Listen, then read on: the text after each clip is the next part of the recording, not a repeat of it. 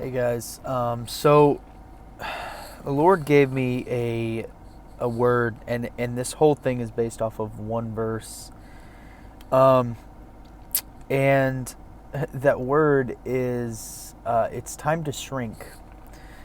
And we see in John, we see John the Baptist, not John who wrote the book, John the Baptist, which was Jesus's cousin. Um, we see him say that Jesus must increase and I must decrease. And guys, I think in this time where you want to see abundance, you want to see an increase in your things in life, you have to decrease. And what does that mean? What does that mean? Because that's kind of a really kind of vague statement when you take it out of context and you just read it. But John was talking about Jesus and saying, no, I'm not the Christ. I'm the one that came before him. He was trying to explain to people because he was baptizing and going around and preaching. And everyone thought, was this the Christ? And he's denied it vehemently. He said, no, I'm not the Christ. I'm more like the best man in the way that he is the bridegroom, and then we're the bride, and how the best man stands and still rejoices because he's happy that his friend is getting married, and he's going through and he says, I must decrease. He says he must increase, but I must decrease. And so that's a little context there. But I think that verse is so important because in this time where we're like, well, I want this abundance, we often think that with an abundance of, say, financial provision, with an abundance of, say, you get an abundance of health in your family, with an abundance of anything, we always assume, especially in this time where a lot are believing for financial provision, and we're hearing from the Lord that he is going to provide all the things that we are unable to do. And those of us who have been called out to minister and to be in ministry, a lot of times that can kind of come with an ego, and we have to learn to die to ourselves.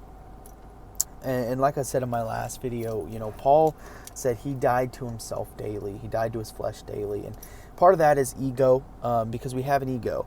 Whenever we start to gain a following, or we get money, or whatever it is, oftentimes we get a little caught up in all of that.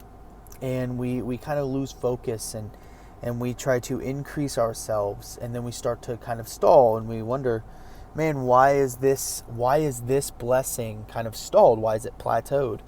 And a part of that is, imagine this whole thing as a cup of water, okay? Now,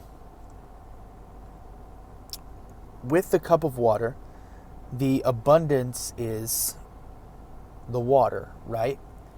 And Jesus is the one providing that abundance.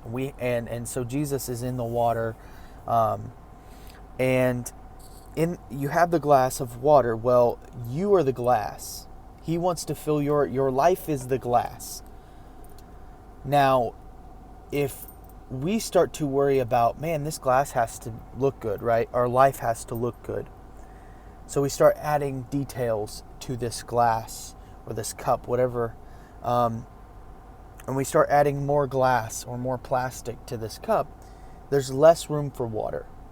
And so what we have to do, if you want to make a truly a container that's going to hold everything, and it says, like in Malachi 3:10, that you won't be able to hold it all, but you want to be able to hold a lot of it, right? You want to be able to hold a good portion of it, and then the rest can overflow out into friends and family and people that the Lord has asked you to bless.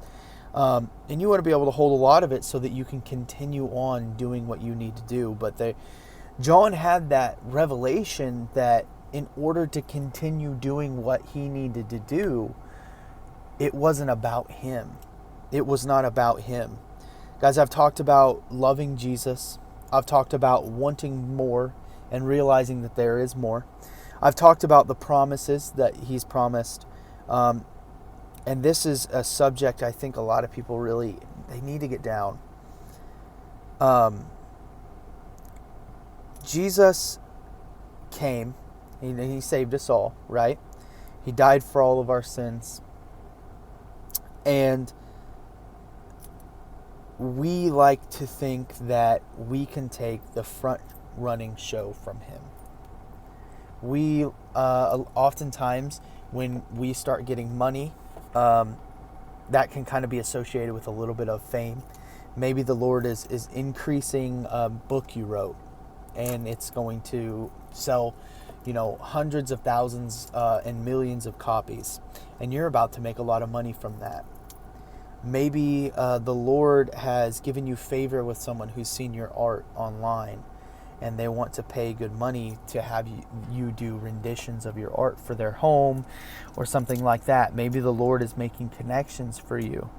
But when we take the Lord out of the equation and we say, Jesus, I want you to sit in the background while I do this. And we forget that he has given us these talents. He has given us this opportunity. We can stall ourselves out, which is not a good place to be. So there are things in life that you can stall, right? You can stall a lawnmower. You can stall a manual vehicle. You can stall an airplane. You can stall a helicopter. None of those things are good things to stall. There are some exceptions of stalling things that happen in video games and whatnot to win games, but that is a totally different concept. But in life, you don't want your things to stall, right? You don't want to be driving your vehicle and the engine to stall out. You don't want to be flying in a plane and the engine to stall. That's not something that would be fun. You want everything to work perfectly. But here's the thing. If we fill our life up with ourselves and not Jesus, right? If you flood the engine with fuel, the engine's going to stall, right? And so I think that there is a biblical principle that is hit on, and it's so minor in John. Right there is, you have to decrease yourself. You have to shrink yourself, your ego, your thoughts, your hopes for everything. And you have to replace all of these things, your thoughts, your hopes, your dreams, the abundance that you're waiting for with him. And when you do that, that's when you're going to start seeing a major increase in your life. But I just had that short message for you guys. I appreciate you guys listening. I thank you for it. If you feel led to give, then go ahead and give. And love you guys. Peace.